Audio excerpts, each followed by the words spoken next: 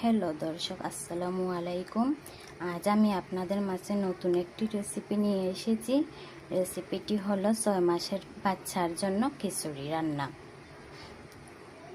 তো এখানে আমার লাগছে এক মুঠো পোলার চাউল, ছোট সাইজের একটা আলু, অল্প অল্প পরিমাণে কিছু মুসুরির ডাল। যাদের বাচ্চার অ্যালার্জি আছে তারা মুসুরির ডালের পরিবর্তে আপনারা দিবেন মুগের ডাল। আরও লাগবে আমার সামান্য পরিমাণে একটু তেল আর সামান্য একটু নুন। অনেকে বলেন যে 6 মাসের বাচ্চার খাবারে নুন ইউজ করতে নেই, কিন্তু আমি একজন গাইনি ডাক্তারের পরামর্শ নিয়েছি যে খুবই অল্প পরিমাণে একটু নুন ব্যবহার করা যাবে। এখন আমি এই ডাল, আলু, চাল সব কিছু ভালো মতো ওয়াশ করে নেব।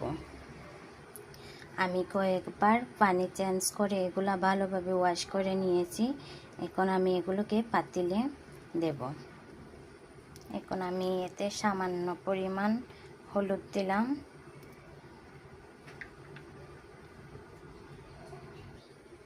এই যে খুবই সামান্য পরিমাণে নুন দিলাম, আর দেব সামান্য একটু তেল। তেলের বোতলে আপনারা ঘি ইউজ করতে পারবেন।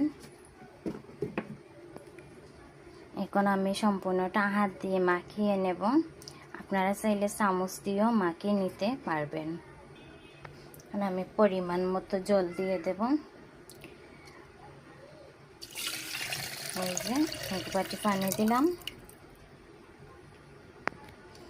আমার এখানে আরও পানি লাগবে, তো আমি আরও হাফ বাটি পানি দেব। এবার আমি পাতিলটা চুলায় বসিয়ে ঢাকনা দিয়ে দিলাম।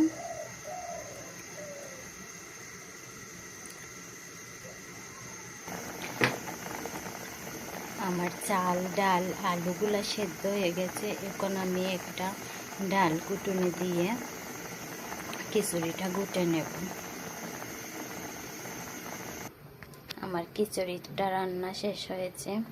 এখন আমি একটা বাটিতে খিচুড়িগুলা ঢেলে নিয়েছি। তো আমার রান্নাটা যদি আপনাদের ভালো লেগে থাকে তাহলে আমার চ্যানেলটি সাবস্ক্রাইব করবে, আর পাশে থাকা বেল আইকনটি বাজিয়ে দিয়ে আমার সাথে থাকবে। আর ছোট একটি কমেন্ট করে জানাবে যে বাচ্চা